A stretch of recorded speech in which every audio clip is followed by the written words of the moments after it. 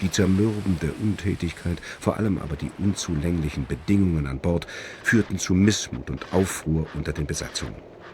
Die Matrosenaufstände, die 1917 in Wilhelmshaven auf Prinzregent Luitpold und Friedrich der Große ausbrachen, hielt man der Kriegsmarine noch bis 1945 als Dolchstoß in den Rücken des schwer kämpfenden Heeres vor. Die revoltierenden Matrosen wurden mit eiserner Faust zur Raison gebracht, ihre Anführer zum Tode verurteilt. Zu diesem Zeitpunkt hatte die Kriegsmüdigkeit bereits weite Teile des Heeres und der Zivilbevölkerung erfasst. Die Armee kämpfte auf verlorenem Boden und die Heimat hungerte. Als die Kapitulation unabwendbar war, dankte der Kaiser ab und der Sozialdemokrat Philipp Scheidemann verkündete am 9. November 1918 vom Balkon des Reichstages die freie Deutsche Arbeit und Republik. Soldaten, das Alte und Morsche, die Monarchie ist zusammengebrochen. Es lebe das Neue, es lebe die Deutsche Republik. Am 11. November 1918 wurde im Wald von Compiègne, im Salonwagen des siegreichen französischen Marschalls Foch, der Waffenstillstand unterzeichnet.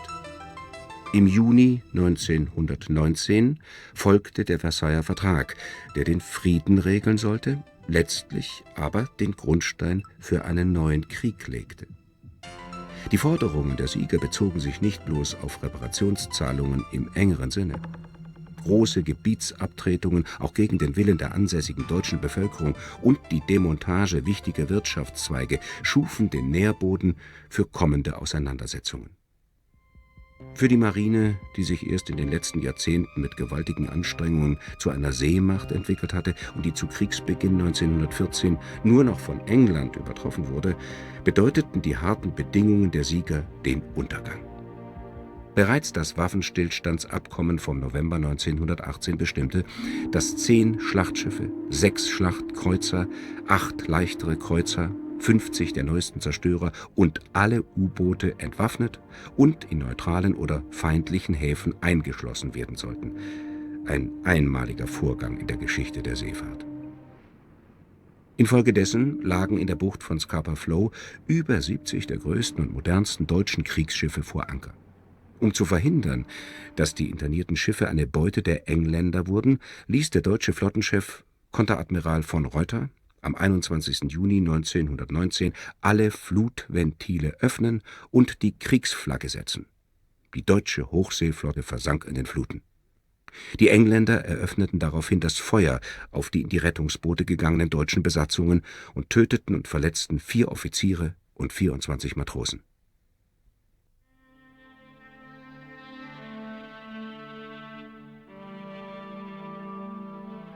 Die Handelsmarine und damit die Zivilbevölkerung traf es noch härter.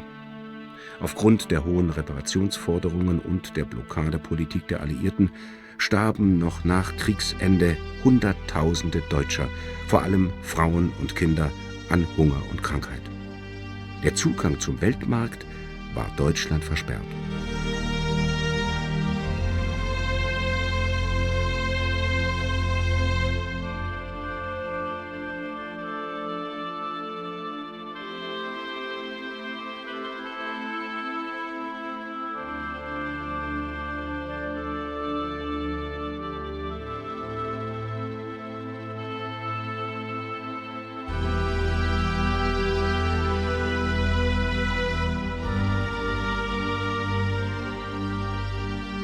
Das Eigentum an allen Handelsschiffen, an einem Viertel der Fischereifahrzeuge und an allen im Bau befindlichen Schiffen wurde an die Alliierten übertragen. Der Anteil des Reichs an der Welthandelsflotte sank von über 11% im Jahr 1914 auf 0,7% im Jahr 1920. Die Bereitschaft der deutschen Seite zum Waffenstillstand beruhte nicht zuletzt auf der Rede des amerikanischen Präsidenten Woodrow Wilson vom 8. Januar 1918. In seinem 14-Punkte-Programm hatte dieser noch völlige Freiheit der Schifffahrt in Frieden und Krieg auf den Meeren außerhalb der territorialen Gewässer gefordert. Die Realität sah dann vollkommen anders aus. Erklärtes Ziel, insbesondere der Engländer, war es, Deutschlands maritime Kompetenz zu vernichten. Die Folgen wirken bis heute nach. Nach dem Krieg überlegten die Deutschen zunächst, die Marine ganz aufzulösen oder die wenigen verbliebenen Schiffe unter das Kommando des Heeres zu stellen. Am 23. März 1921 verabschiedete der Reichstag das neue Wehrgesetz, das auch die gesetzliche Neuordnung der deutschen Marine, die jetzt Reichsmarine hieß, enthielt. Am 1. April des gleichen Jahres wurde zum ersten Mal die Flagge der Reichsmarine gehisst. Bereits am 1. Januar 1922 wurde die schwarz-weiß-rote Flagge mit dem Eisernen Kreuz in der Mitte und schwarz-rot-goldener Gösch auf allen Schiffen und Dienststellen der Marine eingesetzt. Doch der Wiederaufbau ging nur langsam voran. Mit dem Stapellauf des kleinen Kreuzers Emden am 7. Januar 1925 in Wilhelmshaven war der erste größere Neubau nach dem verlorenen Ersten Weltkrieg abgeschlossen. Marinetag 1928. In Berlin trafen sich Veteranen und Aktive, um die gefallenen U-Boot-Fahrer des Ersten Weltkriegs zu ehren. Konteradmiral Püllen begrüßte die Teilnehmer. Mit einem Festzug durch Berlin endete das Treffen. Das große Interesse der Berliner Bevölkerung belegt, wie hoch das Ansehen der Marine war.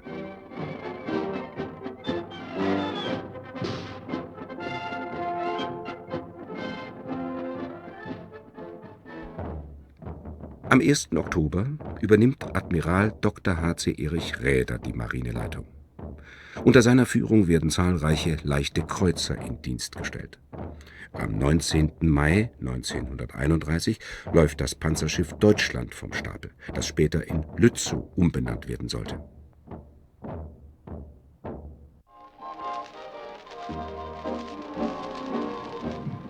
Nach den Wirren des Krieges genossen die Menschen die Friedenszeit.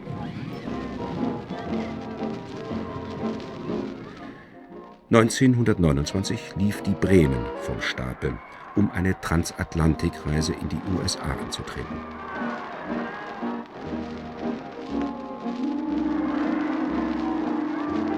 Die Passagiere vergnügten sich während der Überfahrt und nutzten die vielfältigen Angebote an Bord. Ferne Kontinente und fremde Länder rückten nunmehr in greifbare Nähe. Mit den modernen Passagierdampfern gab es praktisch keine unerreichbaren Ziele mehr. Als Reichspräsident Paul von Hindenburg am 30. Januar 1933 Adolf Hitler zum Reichskanzler ernennt und die NSDAP die Macht in Deutschland übernimmt, beginnt die Wiederaufrüstung.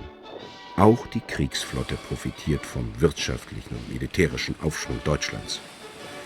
Admiral Erich Räder, seit 1935 Oberbefehlshaber der Kriegsmarine, forcierte nachdrücklich den Ausbau der U-Boot-Waffe.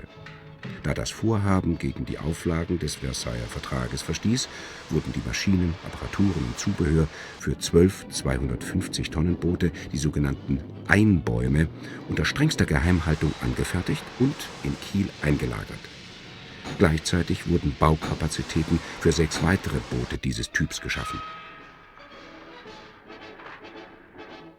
Im März 1935 setzte die deutsche Regierung die militärischen Bestimmungen des Versailler Vertrages außer Kraft und führte die allgemeine Wehrpflicht wieder ein. Nur wenige Wochen später wurden die ersten 12 U-Boote in Dienst gestellt und schon 1937 existierten 3 einsatzfähige deutsche U-Boot-Flottillen.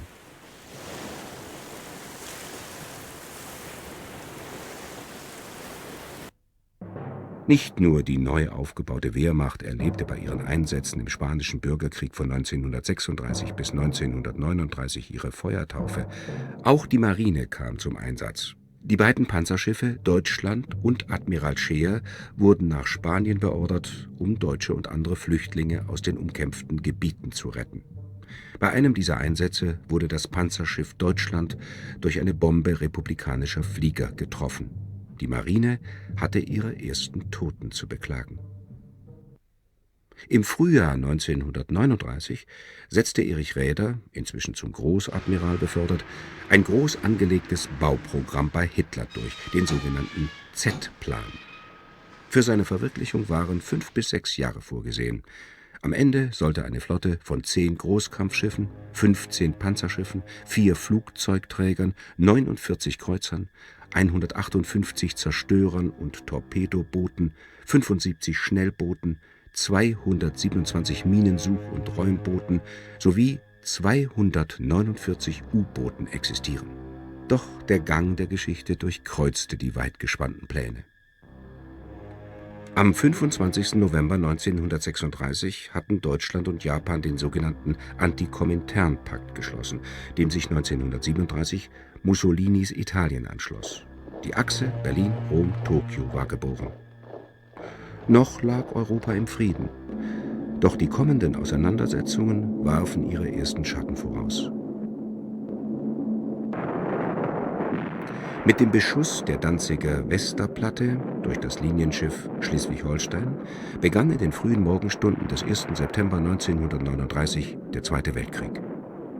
Doch im weiteren Verlauf des Polenfeldzuges fielen der Kriegsmarine nur noch untergeordnete Aufgaben zu. Frankreich und Großbritannien mussten ihre Garantien für Polen einlösen. Am 3. September erklärten sie Deutschland den Krieg. Eine Kriegserklärung an die nur wenige Tage später ebenfalls in Polen einmarschierende Sowjetunion blieb allerdings aus. Auch die deutschen U-Boote befanden sich nunmehr im Kriegseinsatz. Am 14. Oktober begann der Kommandant von U-47, Kapitänleutnant Günther Prien, ein waghalsiges Unternehmen, das ihn weltberühmt machte und ihm den Ehrennamen der Stier von Scapa Flow einbringen sollte. Auf Befehl des Führers der Unterseeboote war Prien in Richtung Orkney-Inseln ausgelaufen. Nachts ließ er sich von der Meeresströmung in die Bucht von Scapa Flow, den als U-Boot sicher geltenden Kriegshafen der englischen Flotte, treiben. Im Schutz der Dunkelheit torpedierte er das britische Schlachtschiff Royal Ork. Ein Torpedo traf die Waffenkammer der Royal Ork. Das Schiff explodierte und riss 883 Seeleute mit in die Tiefe. Unter einem Hagel von Granaten und Wasserbomben konnte U-47 aus der Bucht von Scapa Flow entkommen und am 17. Oktober in Kiel einlaufen, wo Admiral Dönitz und Generaladmiral Raeder persönlich zum Empfang erschienen. Kapitänleutnant Prien erhielt von Hitler das Ritterkreuz des Eisernen Kreuzes und wurde von der deutschen Propaganda zum Volksheld erhoben.